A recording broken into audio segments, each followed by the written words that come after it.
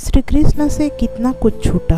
पहले माँ छूटी, फिर पिता छूटे, फिर जो नंद यशोदा मिले वो भी छूटे, संगी साथी छूटी, राधा भी छूटी, गोकुल छूटा, फिर मथुरा छूटी। श्री कृष्ण से जीवन भर कुछ न कुछ छूटता ही रहा। नहीं छूटा तो देवत्व, मुस्कान और सकारात्मकता। श्री कृष्ण दुख के नहीं, उत्सव के प्रतीक हैं। सब कुछ छूटने पर भी कैसे खुश रहा जा सकता है, ये हमें श्री कृष्ण ही सिखा सकते हैं। इसलिए हमेशा खुश रहें, सदा मुस्कुराते रहें। रिश्ता कई लोगों से होता है, मगर कोई प्यार से निभाता है तो कोई नफरत से निभाता है। जिंदगी सभी जीते हैं, मगर कोई सब कुछ पाने के बाद भी दुखी रहते हैं तो कोई लुटा के खुश रहते हैं। दोस्ती सभी करते हैं, मगर कुछ लोग निभाते हैं, कुछ लोग आजमाते हैं। हम सफ़र सभी हैं, मगर कोई साथ देता है तो कोई साथ छोड़ देता है।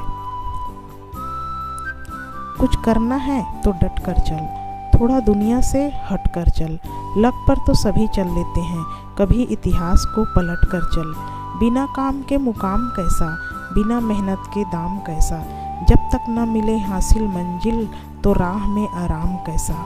सोच मत साकार कर, अपनों कर्म से प्यार कर। मिलेगा तेरी मेहनत का फल, अर्जुन सा निशाना रख। मन में न कोई बहाना रख, जो लक्ष्य सामने है बस उसी पे अपना ठिकाना रख। किसी और का ना इंतजार कर, जो चले थे अकेले उनके पीछे आज मेले हैं। जो करते रहे इंतजार उनकी ज़िंदगी में आज भी झमेले हैं। राधा कृष्ण को ना पा सकी तो अधूरे श्री कृष्ण भी रहे होंगे। तपस्या अगर पार्वती की थी तो प्रतीक्षा शिव की भी रही होगी।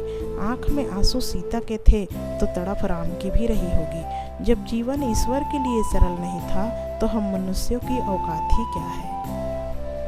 अपना दर्द सबको ना बताएं, मरहम एक आधे घर में होता है, नमक हर घर में होता है। कुछ नहीं मिलता दुनिया में मेहनत के बगैर।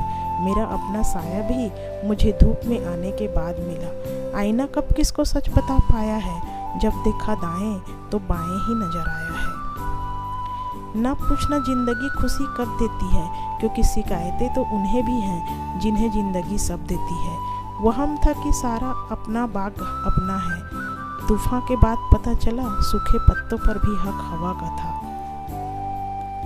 जहर का स्वाद शिव से पूछो, मीरा से पूछोगे तो अमृत ही बताएगी। मोहब्बत का स्वाद अर्थ राधा से पूछो, रुक्मणी से पूछोगे तो अधिकार ही बताएगी।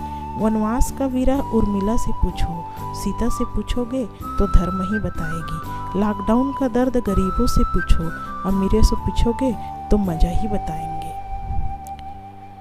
किसी भूखे को रोटी खिलाना बहुत ही पुण्य का काम है, लेकिन उससे भी पुण्य का काम है उसे रोटी कमाने का तरीका सिखाना। अगर आप किसी को रोटी खिलाते हो तो उसका पेट केवल एक दिन के लिए भरेगा, लेकिन अगर आप किसी को रोटी कमाने का तरीका सिखा देते हैं तो जीवन भर अपना पेट भर सकता है।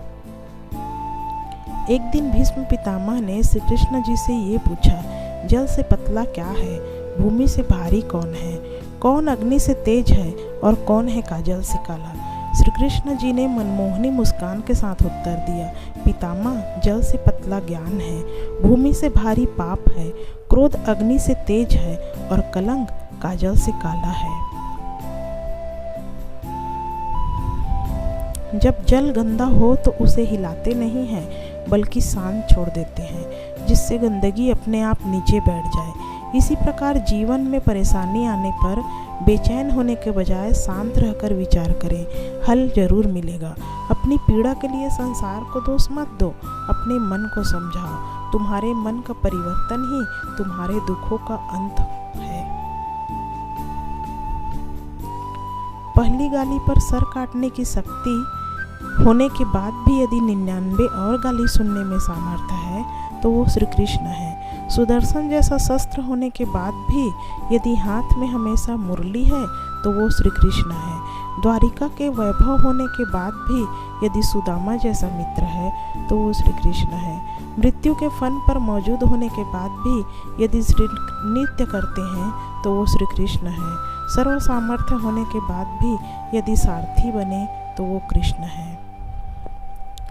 श्री कृष्ण कहते हैं, अच्छे के साथ अच्छे बने रहें, पर बुरे के साथ बुरे नहीं, क्योंकि हीरे से हीरा को तो तराशा जा सकता है, लेकिन कीचड़ से कीचड़ को साफ नहीं किया जा सकता। कोई मेरा बुरा करे वो उसका कर्म है, और मैं किसी का बुरा न करूं, यह मेरा धर्म है। अपने अंतर्मन और अपने कर्मों पर विश्वास रखिए। आपके अच्छे कर्म आपको वो सब देंगे जो हर हाल में आपका है। दुष्ट इंसान की मीठी बातों पर कभी भरोसा मत करो, वह अपना मूल स्वभाव कभी नहीं छोड़ सकता, जैसे शेर कभी हिंसा करना नहीं छोड़ सकता। जो सत्य के रास्ते पर चलते हैं उसके जीवन में परेशानी तो जरूर आती है, लेकिन भगवान उसकी नाव को कभी डूबने नहीं देते हैं। अपने कर्मों से डरें, भगवान से नहीं, क्योंकि भगवान तो माफ़ कर देते हैं, लेकिन कर्म नहीं।